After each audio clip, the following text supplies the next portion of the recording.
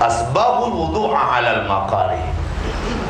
Disinilah kita lihat awal dari peristiwa Isra Mi'raj tentang pembelahan dada. Cuman selama ini kadang-kadang kita keliru, Pak. Para penceramah-penceramah ini terutama, malaikat Jibril datang membelah dada Nabi. Lalu dada Nabi diapakan? Dibersihkan, dibuang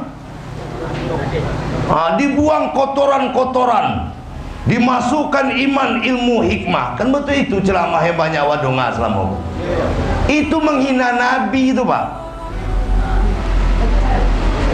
Malaikat Jibril betul membelah dada Nabi, tapi bukan membuang kotoran, karena dada Nabi itu tak ada kotoran.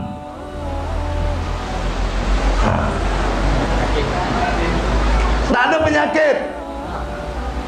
Nabi itu dari lahir sampai mati maksum. Orang yang paling bersih,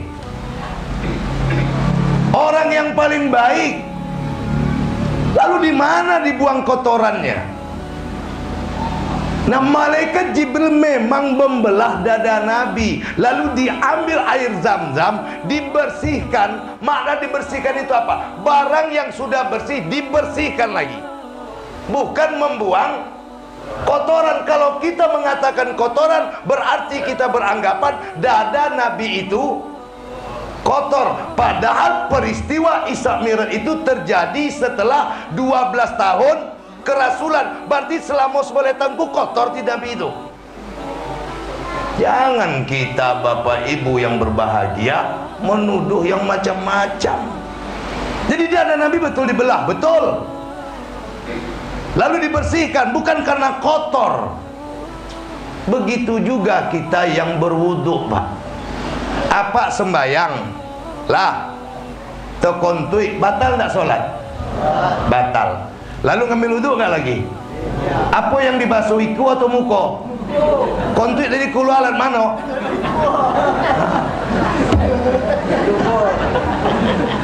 Paham, Pak? Paham aja lah ya.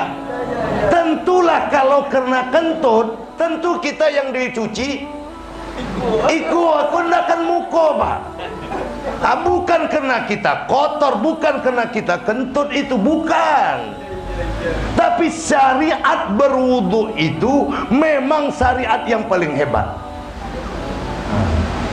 Kalau wala kaitkan puluh dengan penyakit menular itu, tengoklah. Mari kompanye, ayo cuci tangan pakai sabun. Ayo jangan lupa basuh wajah.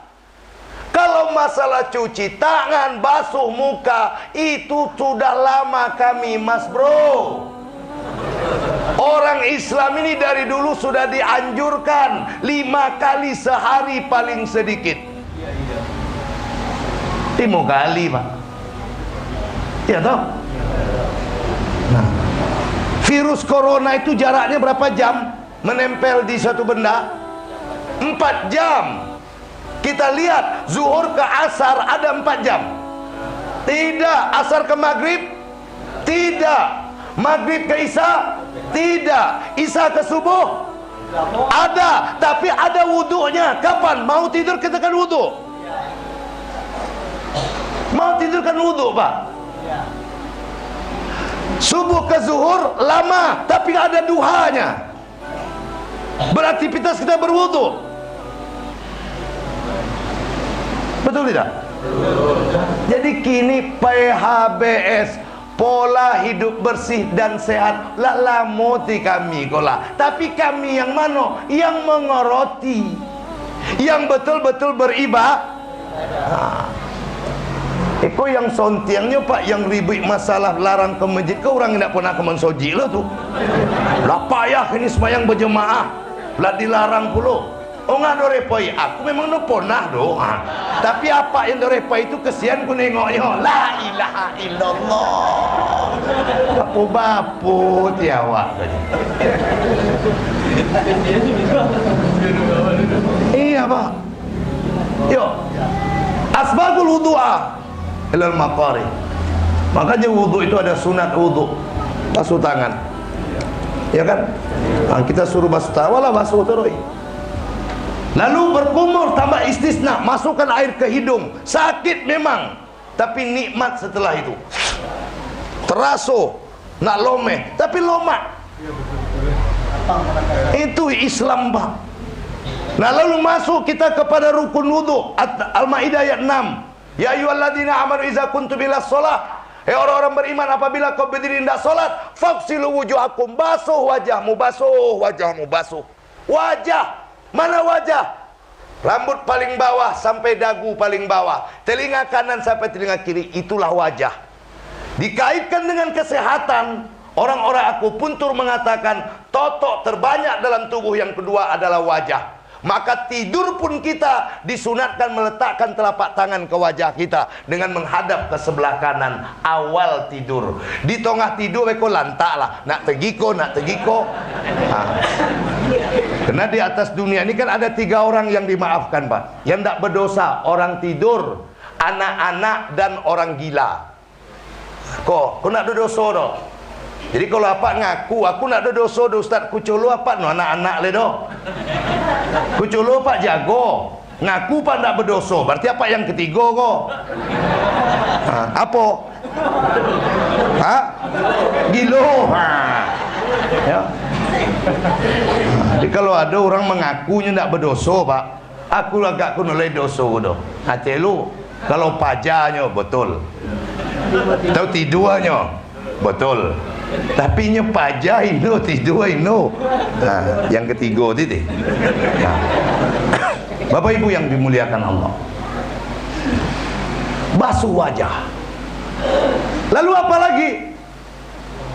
Wa aidiyakum ilal marafiq. Allah Ta'ala sudah jauh-jauh hari mengajarkan. Basuh jarimu sampai siku. Rupanya ketika air dimasukkan ke siku, ke jari, jatuh ke siku, maka berjatuhanlah kuman-kuman itu. Makanya salah satu yang dilarang bagi kita berkuku panjang, Bu. Oi, biar sebuah bulu. Ngulai orang paknya rajin sembahyang, tapi lagi kuku panjang sebuah. Untuk apa kau cuci telingo katanya? Tak boleh. Tak boleh, Pak. Biar sebuah. Ini boleh ya? Nah, maka disuruh kita menyiram waktu wudhu dari jari kita sampai ke siku. Ternyata kuman-kuman itu hilang lewat belakang ini.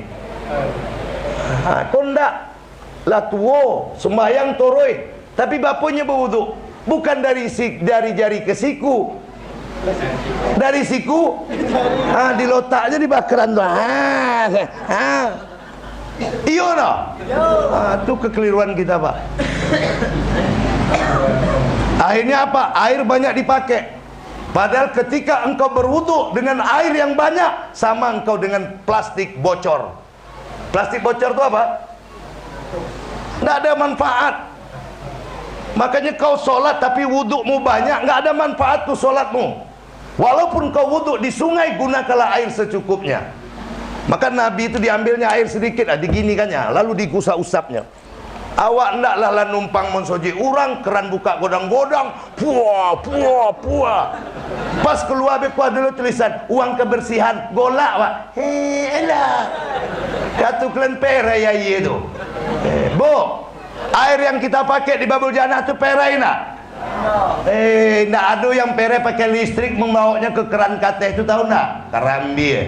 Ya, sempilik lo leh. Tak boleh pelit-pelit, Pak. Tapi mesti berhemat airnya. Maka di Mekah itu kerannya kecil saja. Ya sedikit saja. Awak kumpulkan tuh. Itu dia wudhu. Jadi kenapa dari jari ke siku? Inilah dia rahasianya. Maka diusap. Nah, lalu masuk ke totok yang berikutnya. Wamsau birusikum, basuhlah kepalamu. Orang akupuntur mengatakan kepala dan telinga itu sumber kesehatan, Pak. Maka telinga itu oleh Nabi disuruh ditekan. Semakin sering kau tekan semakin sehat. Awal wudhu ada yang kalau yang kepala ya, digikonya kepiahnya ada enggak? Tapi diajari tongka. Inyo ti paling pandai nyo. Menyilok lo kadang-kadang tuh, Pak. Ya, inilah ya Pak, Pak. Lah salah diingatkan orang menyilok. Kubonci itu kayak apa tuh salah-salahnya awak. Bukan menyalahkan awak, menunjukkan yang betul. Di kalau gini ndak dapat sehatnya. Ya, atau gini ya. Dia bagaimana Ustaz?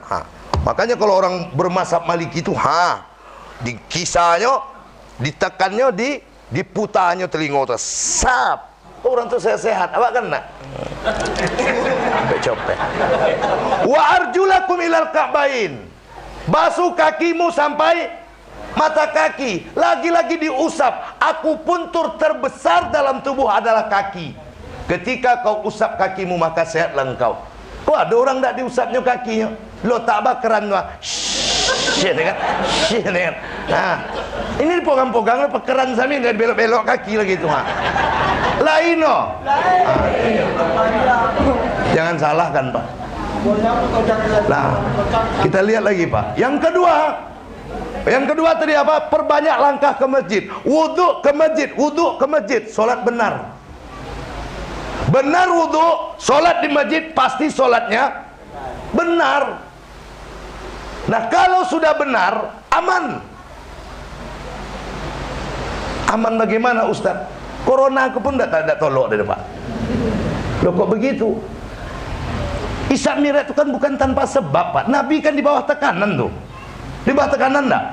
Oh, ekonominya ditekan, diembargo oleh orang-orang kafir. Ya toh, melihat sahabat-sahabatnya disiksa. Dilihat pula istri meninggal, paman meninggal. Di bawah tekanan tuh Nabi. Disuruh dia mengambil alat canggih, namanya solat tadi. Nah, apa kata Allah? Pertama, kalau solatmu benar, wudhumu benar, kau di masjid, solatmu benar, hal pertama kau dapatkan, kesusahanmu akan Allah lepaskan. Itu janji Allah. Kenapa? Karena solat itu ciri utama orang bertakwa. Zalikal kitabul la raiba fihi hudal lil muttaqin alladzina yu'minuna bil ghaibi wa yuqimunas shalah. Orang takwa itu solat. Kalau orang takwa itu solat, dia takwa, apa jadinya? Wa may yattaqilla yaj'alahu makhraja. Orang takwa itu Allah akan selesaikan kesulitan-kesulitannya. Wa yarzuqhu min haitsu la yahtasib. Akan datang kepadanya rezeki yang tidak disangka-sangka. Makanya doa-doa bapak-bapak yang ikhlas-ikhlas inilah yang bisa menghantam corona ini, Pak. Doa-doa tuan-tuan guru, doa-doa khalifah. Ini penting. Biarkan para dokter itu bekerja, ya, mencari solusinya. Kalau kita lihat berita tadi malam, Pak, rumah sakit Hasan Sadikin Bandung itu ndak tolok menampung oleh dia, Pak. Dia banyaknya yang masuk. Nya gini Bapak, batuk-batuk sebenarnya yang corona. Pokok bosin awak. Jangan apa tuh bosin, merintang corona kok katanya kan. Nah, begitulah ketakutan tadin. Maka doa-doa tuan-tuan guru, doa-doa khalifah, doa-doa ibu-ibu saya itu doakan setiap saat. Engkau cabutlah corona ini ya Allah, agar normal kehidupan kami kembali, anak-anak kami kembali sekolah. Ya kan begitu yang harus kita lakukan. Orang takwa itu begitu, ya. Takwa bukan pasrah. Satu. Yang kedua, kalau kau wudhunya benar, solatmu di masjid, solatmu benar, kau akan dapat muflihun. Maka ayat kelima, ulaika ala hudam mir rabbihim. Hafal apa ibu? Wa ulaika humul, mereka orang beruntung, bukan kaya, bukan gembira. Oh, kaya bahasa Arabnya fauzan, gembira farhan. Tidak semua orang kaya yang farhan, Pak. Tidak semua fauzan yang farhan. Betul? Banyak orang kaya nak gembira. Temonong itu, motor rancak, kobon banyak, kok temonong apa-apa. Jadi lari supir nak bini aku. Rupo bini kau lari. Lain tak? Aku yang lain-lain ini kau sebego pak. Lain monong apa tu nampak aku. Rupo supir mau lari kan? Bini. Jadi ada orang kaya belum tentu gembira. Nah, ada orang bergembira tapi dia tidak. Abang kau tong golak, aku golak, golak, aku golak. Bini bantah makan di rumah tenda. Hehehe, golak tor ijanya. Aduh ndak jantan lagi itu, Pak. Ini lain masalah doh. Pokoknya pagi hari tibunya pas aku tetongah tuh. Hey, yo orang yang motong ini pakai motong doh. Pokok happy always. Islam tidak begitu. Islam itu inginnya muflihun. Bukan Fauzan, bukan Farhan. Gabungan Fauzan dengan Farhan namanya muflihun. Di mana dia dapat? Di solat. Mana dalilnya? Al-Mu'minun 1 dan 2. Qad aflahal mu'minun alladzina hum fi solatihim khashi'un. Akan beruntung orang beriman. Yang mana? Yang khusyuk dalam solatnya. Di mana khusyuk? Di masjid. Di masjid khusyuk, Pak. Makanya kalau kita sudah masuk masjid, insya Allah solat kita khusyuk. Oh, tapi saya ndak ada Ustaz. Aku kok tipe orang yang payah. Begitu angkat takbir Ustaz hantar kemana-mana pikiran aku. Ndak masalah. Apa ibu sembahyang pikiran kemana-mana ndak masalah. Daripada kemana-mana ndak sembahyang. Itu baru masalah, Pak. Catat elok-elok tu.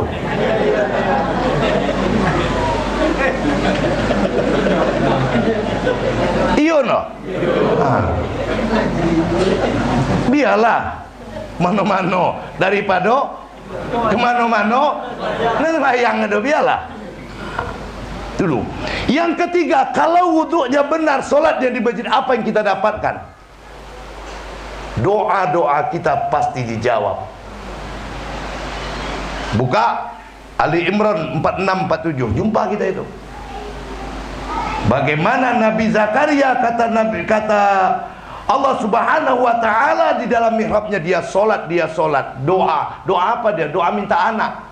Rabbana hablana min ladunka zurriyatan thayyibah. Rabb, beri aku keturunan yang baik. Akhirnya apa? Allah beri. Inilah dia Nabi Yahya. Yang menurut akal, bu, ndak mungkin bini Zakaria tu hamil, ndak mungkin. Lah tuo pade.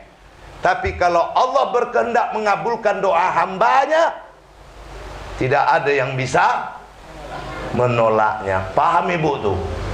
Oi. Jadi usialah laki kalian 5 kali sehari ke mensoji. Usia laki itu tugas ibu bukan ke masjid tapi ngusia laki. Paham? Karena kalau ibu ke masjid, laki ibu nak dapat apa-apa dah. Tapi kalau laki ibu ke masjid, ibu ndak ke masjid, ibu dapat pahala yang sama. Boleh tu? Oi. Nah, aku orang betina aku mak dijolehkan kau ha. Nyo ke mensoji, lakinya ndak dibawanya doh. Laki ibu tu yang harus ke masjid. Jadi luhu beko, bang berangkat bang, poi. Buah ambui bandar rumah kau. Tapi ingat pulang balik yo, jangan ndak pulang. Ini serius saya ini Pak. Ya. Dia laki-laki itu ke masjid, ya Pak. Laki-laki itu ke masjid luar biasa. Ya. Maka tadi saya katakan, dalam kondisi perang pun sholat Jumat itu tak boleh ditinggalkan Pak. Dalam kondisi perang mesti, wajib. Apalagi wabah yang belum pasti. Tapi sholat yang lain betul. Jadi makanya hukum berjamaah Jumat itu nggak ada pengganti Pak, wajib itu. Nah, apalagi buta. Jadi Abdullah bin Umi Maktum itu kan begitu. Dia bertetangga sama masjid. Apa-apa yang tetangga dengan masjid tak ada alasan tak ke masjid. Kita yang jauh dari masjid jatuh ke masjid itu hukumnya fardu kifayah. Kita yang jauh dari masjid ke masjid itu hukumnya fardu kifayah. Tapi kita tetangga masjid hukumnya Wajib, sama dengan sholat Jumat. Abdullah bin Umi Maktum itu buta, Pak. Ya Rasul, aku buta. Di rumah lah ya. Sampai ndak azan. Sampai. Azan bagaimana? Azan ndak pakai mic. Kalau azan pakai mic pas sekilo 2 kilo tuh. Nah, makanya orang dulu tuh azan pakai geleng kepala. Hayya 'alas shalah. Kena ndak pakai mic. Awalnya pakai mic yang buat lo geleng tu le golak orang. Kalau itu kalau pakai mic lo menggeleng gitu tuh. Sehingga micnya jauh kan. Zaman dulu tuh tak pakai mic deh itu. Ya, Bu. Bu. Sama dengan Bu, Ibu kalau hari Jumat sholat zuhurnya kapan? Bukan saat suami pulang. Oh, bang orang Jumat Ibu sembahyang luhur leh. Kalau zaman dulu tidak, nunggu laki pulang. Kenapa? Dulu nak ada mic. Jadi entahlah obang tahu lun pulang laki itu barunya tahu. Olah pulang laki ku sembahyang Jumat, luhu lah masuk, luhu aku leh. Kalau kini ndak obang orang, ibu sembahyang, jangan tunggu laki. Kini kau ada kopi banyak. Pulang Jumat tu singgahnya kau ada kopi. Halah tu jam 3 udah pulang-pulang itu. Yang awak lah sembahyang luhu leh. Tuh Pak. Jadi makanya ada namanya hukum itu masalah mursalah. Yang ndak ada potang kini nado, itu ada hukumnya. Lah, oh Pak, makanya Quran, Sunnah, Qiyas, Ijma, kan itu dia perkembangannya itu. Nah, Bapak Ibu yang dimuliakan Allah. Sampai mana tadi? Abdullah bin dipasangnya lah tali. Nah, ini singkat saja. Berangkat jatuh. Hari kedua berangkat jatuh. Hari ketiga ditolong oleh laki-laki tampan. Gagah Pak. Ditolongnya Pak. Diantarnya sampai ke masjid. Begitu sampai masjid, Abdullah bin Mas'ud masuk, inyo. Ngapo bang no masuk? Kebutuh kok. Abang mau ikut masuk. Malah hantar aku ke masjid. Katu orang jantan ganteng tadi, aku ko bukan manusia Pak, aku ko bilih. Tahu kan bilih? Tahu. Siapa? Iblis. Aku ko bilih. Ngapa bang tolong aku? Tahukah engkau wahai Abdullah bin Umi Maktum, hari pertama kau jatuh waktu akan ke masjid. Hari pertama kau jatuh waktu akan ke masjid, dosamu diampuni oleh Allah. Hari kedua kau jatuh, dosa istrimu diampuni oleh Allah. Itulah ibu tu. Poi laki ibu ke masjid, ibu dapat pahala. Itu makanya kalian ulang-ulang sebenarnya tak boleh melawan dengan kami kau lasap dan bu. Yo, jangan dilawan jo kami, olah-olah lah tu yo. Tapi kalau berang kami dengan kalian sekali-sekali ontok sama yang kalian. Saya beringat. Jelas, oi. Nah, hari ketiga, kenapa aku tolong engkau? Karena kalau kau jatuh di hari ketiga, aku takut dosa orang Madinah ini diampuni oleh Allah. Aku ndak onak. Makanya kita ini berjihad, Pak. Jihad kita ini. Jelek. Oh, Pak. Nah, jadi orang kalau dia sholatnya, wudhunya benar, sholatnya ke masjid, doanya selesai dah. Nah, kemudian yang keempat, orang kalau dia wudhunya benar, sholatnya ke masjid, apa yang dia dapatkan? Sholatnya benar. Maka saat sholat benar, pasti rezekinya lapang. Wa'mur ahlaka bis sholah wastabir alaiha la nas'aluka rizqa wa nahnu narzukuk. Perintahkan keluargamu untuk sholat, bersabar dalam sholat. Kami tidak minta rezeki, tapi kami memberi. Dan yang terakhir, kalau sholat kita benar, Pak, wudhunya benar, kita berusaha ke masjid, kita jadi orang baik. Inna sholata tanha anil fahsya. Jelas, sholat itu mencegah perbuatan keji dan mungkar.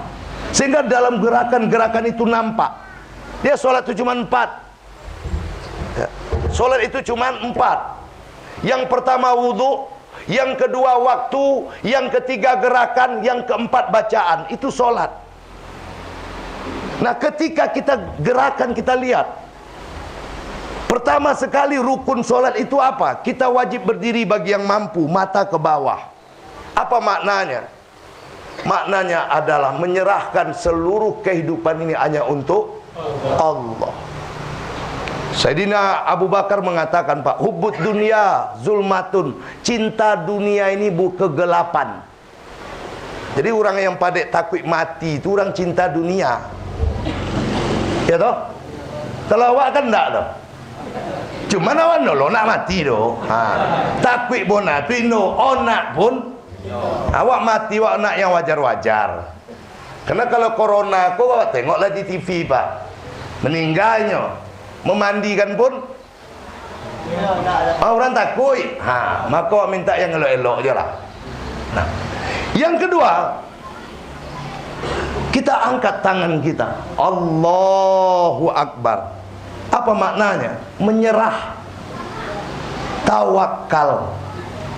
Wa may tawakkal 'ala Allah fahuwa hasbuh. Orang yang bertawakal kepada Allah selesai. Cuman tawakal tu kapan? Setelah ada itu makanya MUI itu boleh bilang, kalau bapak berkeras juga mau ke masjid bawa sajadah. Itu usaha tuh, Pak. Aku bawa ikut tadi. Maka kalau takkan ikut di atas tempat sujud. Kenapa ini? Takut ikut yang makailah banyak. Tapi beko pajatu selemo, letu awak lu situ beko. Itu konek selemonya. Itu namanya ikhtiar. Jangan nampak pajatu selemo, aku tawakal aku. Kalau ke mindah. Mindah. Ingat itu, Pak. Lah. Kemudian kita pun disuruh ruku. Apa akhlak dari ruku itu? Husnuzon. Baik sangka. Allah mengikuti prasangka hambanya, maka baik sangkalah kita dengan apa yang terjadi hari ini. Pasti ada kehendak-Mu ya Allah. Kalau dulu ada masjid-masjid yang sepi ya Allah, sekarang memang tak bisa lagi sama sekali untuk datang. Dulu ya Allah, mall, tempat-tempat hiburan dikejar oleh orang, sekarang istirahat sejenak. Mungkin ini ya Allah tujuan-Mu. Baik sangka. Itulah tujuan daripada ruku. Lalu i'tidal, sami Allah huliman hamidah. Allah mendengar siapa yang memujinya. Lalu kita katakan Rabbana walakal hamdu. Apa pelajarannya di situ? Apa akhlaknya? Syukur. Banyak-banyaklah bersyukur. Kemudian kita pun bersujud sama rendah kaki dengan kepala kita. Apa makna terkandung di situ? Tawadhu, rasa rendah diri di hadapan Allah Subhanahu wa taala. Tak ada yang perlu kami sombongkan. Lalu kita pun duduk antara dua sujud. Rabbighfirli, 8 doa di sana.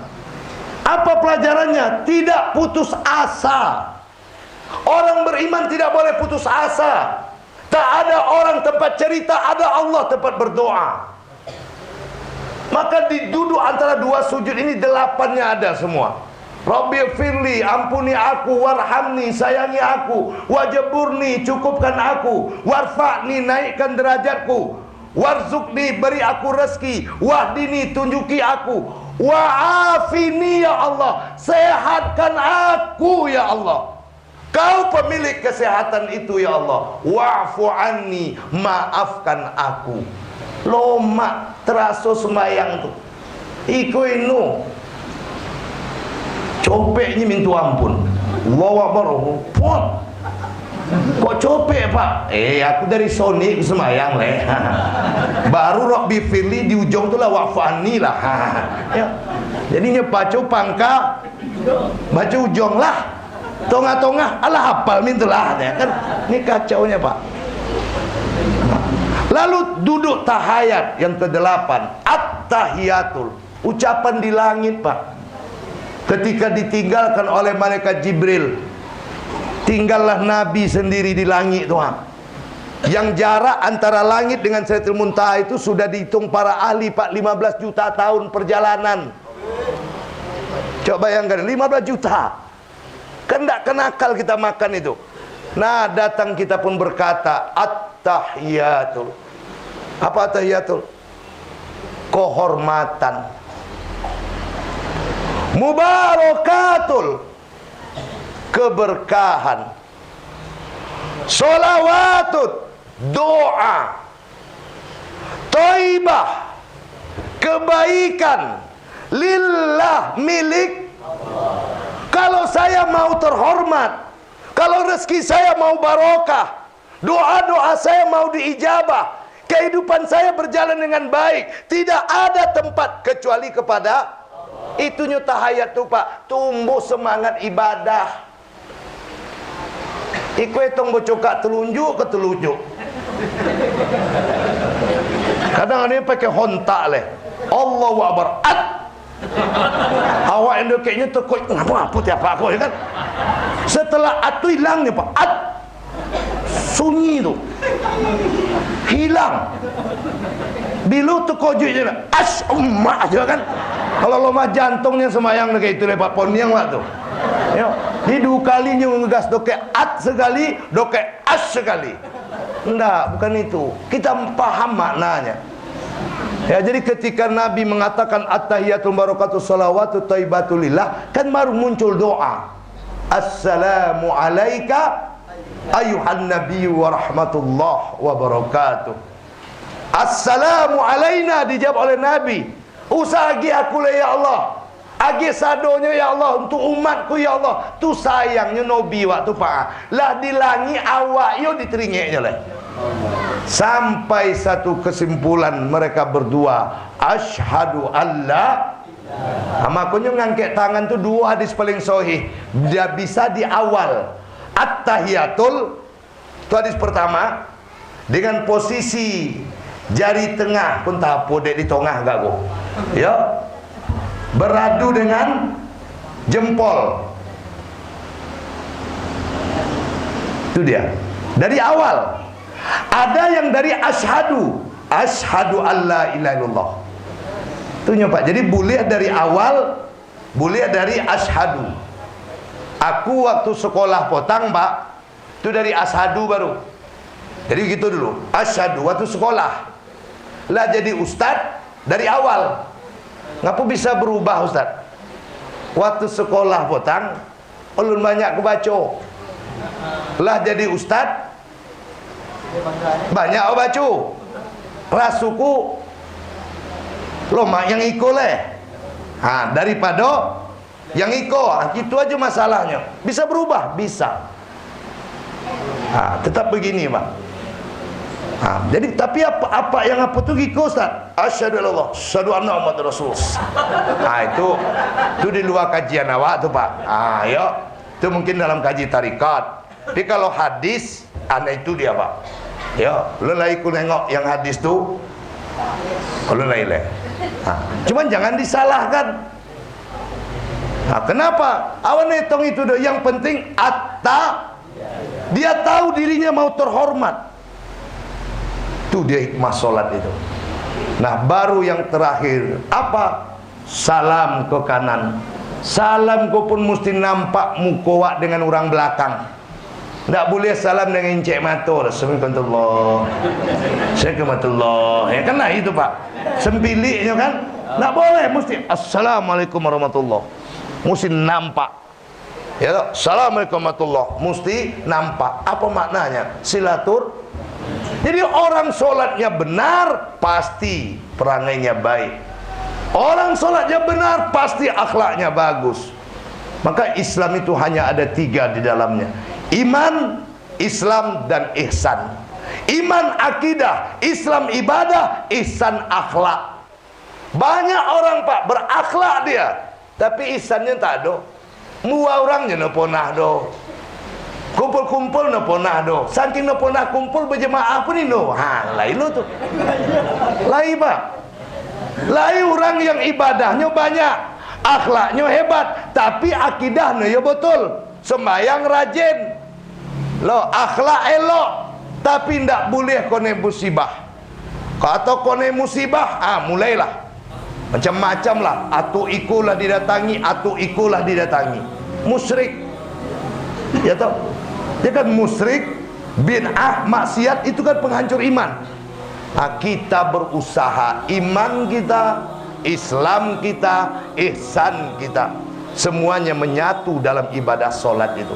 Maka dikatakanlah oleh Rasulullah SAW, as-salatu imaduddin. Solat itu tiang agama. Awalu yu'asabu yaumal qiyamati solat. Solat inilah nanti yang akan pertama kali diperiksa di hari kiamat. Dan bahkan mi'ratnya kita pun dikatakan as-salatu ma'rijal mu'minin. Solat itu mi'ratnya orang-orang yang beriman. Nah, inilah Bapak Ibu kajian kita pada subuh ini.